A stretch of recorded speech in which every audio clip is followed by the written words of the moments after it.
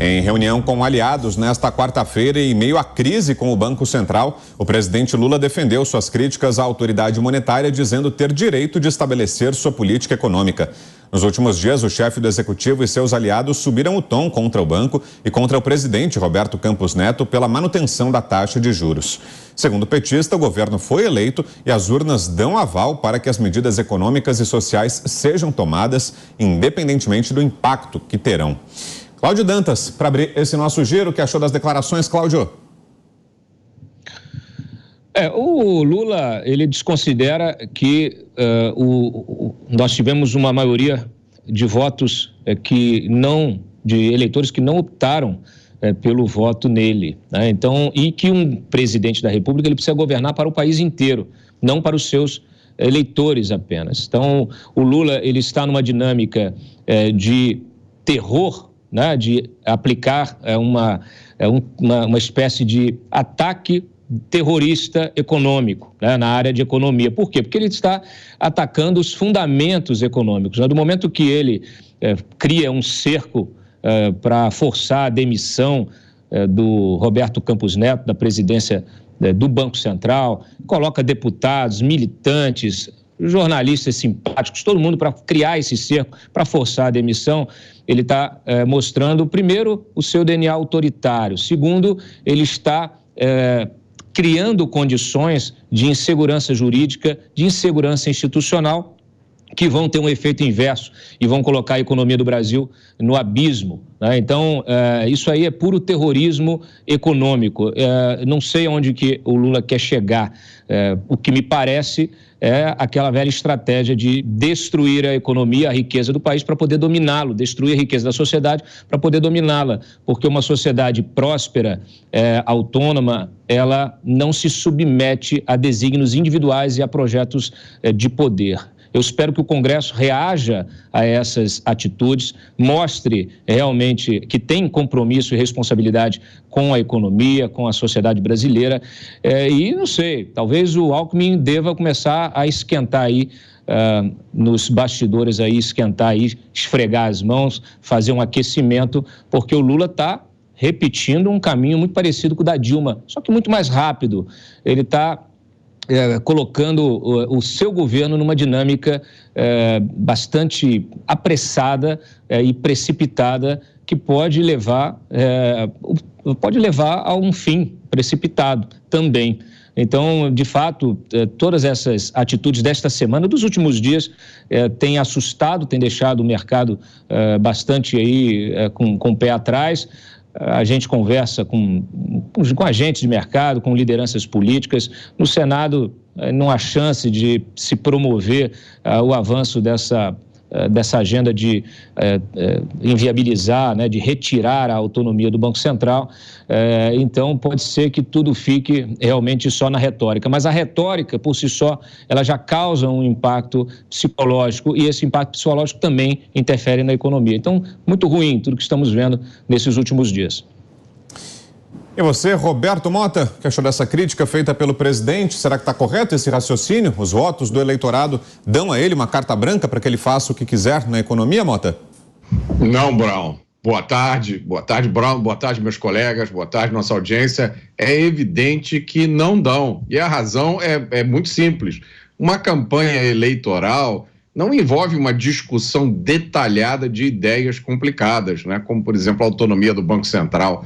Um político em campanha eleitoral, ele geralmente se limita a algumas ideias gerais e ataques aos adversários. Foi mais ou menos isso que a gente viu, especialmente quando a campanha eleitoral tem um candidato que conta com o apoio quase unânime da mídia. Aí fica muito fácil você construir uma narrativa que não corresponde à realidade.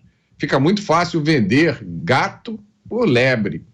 Depois, quando o eleitor descobre a verdade, é tarde demais. E olha, essa é uma história que se repete com frequência em outros países, não é privilégio do Brasil. Na verdade, esse é um desafio das democracias, porque qualquer um que consiga uma certa quantidade de votos chega ao poder.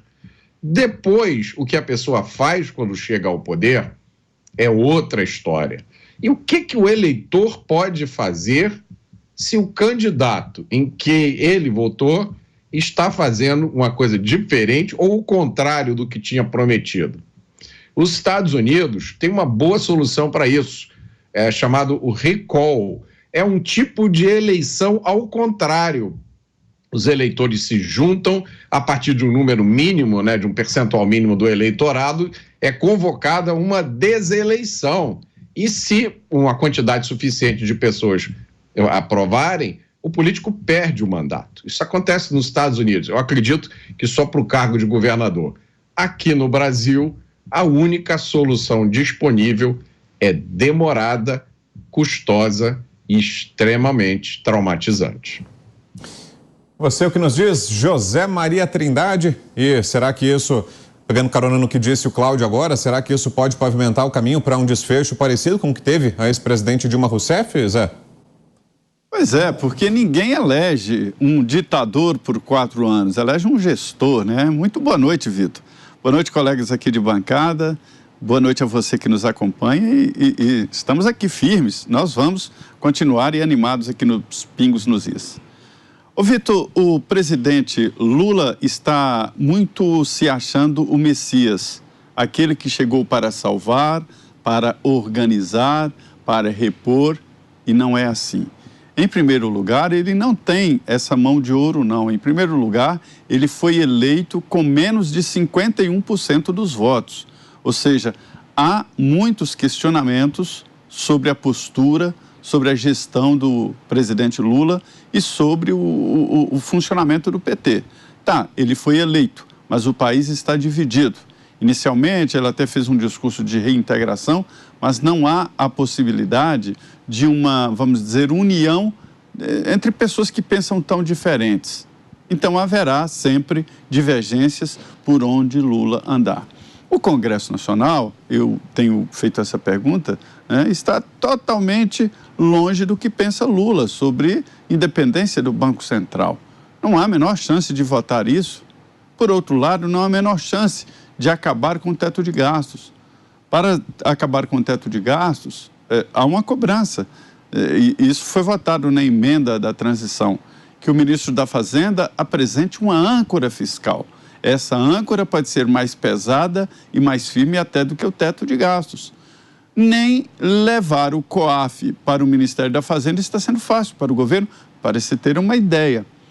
Fazer esses discursos com o próprio governo é mais ou menos assim, como dizer, esse governo meu está tão ruim que até eu tenho vontade de falar mal dele. E Lula está falando mal do próprio governo. E isso no início. O Banco Central faz parte do governo, ganhou uma independência administrativa e de postura, mas faz parte do governo, faz parte da instituição. Se Lula é tão amante assim das instituições e da instituição chamada governo, ele tem que respeitar as regras e dizer que o Banco Central é independente. A política econômica pode ser levada pelo ministro da Fazenda, mas a política monetária, a política de câmbio, isso é uma função do Banco Central. Esse debate é antigo e foi colocado no papel, na lei formal. Então, ele não vai conseguir mudar isso. Agora, o que assusta mesmo é ele fazer esse discurso no sentido de que ele está salvando o país, incendeia o Congresso Nacional. A última vez que eu vi, já existem 4 requerimentos para convocar o presidente do Banco Central, Roberto Campos Neto. Será naturalmente aprovado numa comissão para ser ouvido no Congresso, talvez no plenário da Câmara dos Deputados, e ele vai chegar lá e dizer realmente como é que é a história, qual é a exigência dele seguir a meta da inflação. É essa a história. E ele está seguindo a meta de inflação. De que forma? Usando mecanismos tradicionais e conservadores, que é mexer no juro. Ele não é um masoquista e nem um sádico que faz o povo sofrer com juros altos, o empresário sofrer. Não é isso. É uma medida para cumprir a função do Banco Central, que é defender a moeda. Agora, assusta isso aí, porque incendeia o Congresso, o discurso pegou fogo ali entre os mais radicais apoiadores do Lula, que são os radicais de esquerda, está todo mundo dizendo, o presidente do Banco Central não teve voto, ou não sei o quê. Instituição, meu amigo, instituição. O Banco Central agora tem, inclusive, que prestar contas. Como é que vai prestar contas se não pode adotar as medidas, né? Eu acho que esse discurso atrapalha o próprio governo. Agora você, Thiago Pavinato, diga lá, Pavi. Vamos lá. Lula diz ter aval das urnas para alterar políticas econômicas. Ele tem um aval? Não, ele tem um oval. É uma ova que ele pode fazer o que ele bem entende com a política econômica. Aliás, na campanha, antes do resultado das urnas, o que ele prometeu em política econômica? Nada. Aliás, até agora a gente não tem um programa, uma política econômica. Então ele não tem um aval. Quando a gente fala de aval, é a concordância, é a fé, é eu concordo com você, eu subscrevo, eu assino embaixo. Mas assinar um papel em branco é assinar um cheque em branco e um contrato em branco. E quando você assina algo em branco, juridicamente isso não tem valor, porque é leonino. O contrato é inexistente, é nulo. Ninguém assina algo sem saber os termos. E mesmo que o faça, depois pode pedir a nulidade. Então, não existe esse papo de que ele, sendo um candidato que nunca apresentou uma proposta de política econômica, aliás, não apresentou até o presente momento, tenha o aval, porque é impossível ter aval de algo que não existe. Mas vamos imaginar que existisse e que ele esteja agora fazendo os absurdos econômicos que ele tinha prometido. E que nós esperávamos que ele os cometesse, afinal de contas, ele não escondeu nenhuma das suas vontades. Pois bem, é claro que quando se muda um governo, uma administração para outra, é claro que quando se muda ainda mais radicalmente, porque mudam-se as ideologias de fundo, a política econômica ela vai mudar. O jeito de administrar a coisa pública vai mudar. E a mudança de ideologia é um aval para a mudança de política. Mas nós não podemos nos esquecer que nós temos a lei de responsabilidade fiscal, que ainda vige nesse país. E o artigo 2º dela diz o parágrafo 1º do artigo 1º já nos ensina o seguinte: a responsabilidade na gestão fiscal pressupõe ação planejada e transparente, em que se previnem riscos e corrigem desvios capazes de afetar o equilíbrio das contas públicas. Portanto, tudo que Lula tem feito até o momento é contrariar a lei de responsabilidade fiscal. E ninguém pode dar aval para fazer uma coisa ilegal. Nenhum contrato é válido se o seu objeto vai contra a lei. E tudo que Lula está propondo vai contra a lei de responsabilidade fiscal. Portanto, mesmo que ele tivesse o aval da maioria esmagadora da população, ele não poderia fazê-lo porque encontra óbice na lei de responsabilidade fiscal. O Zé Maria ele falou uma coisa bastante interessante.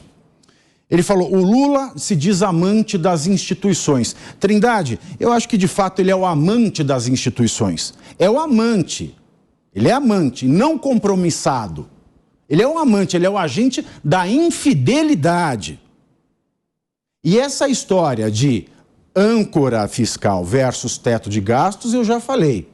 O teto de gasto limita o gastador, que é o sujeito que está lá em Brasília. Imagina o seguinte, eu tenho um teto de gasto, então eu tenho a minha âncora aqui, né, que é o meu imposto. Então eu posso gastar isso para que a âncora ela segure esse barquinho aqui. Mas se eu tiro o teto de gasto e o barco fica desse tamanho, a âncora tem que ser muito maior. E a âncora é o seguinte, não tem teto. Quem gasta não tem limite, mas a cada ultrapassada de limite, quem paga, que é o povo, vai ter que pagar cada vez mais.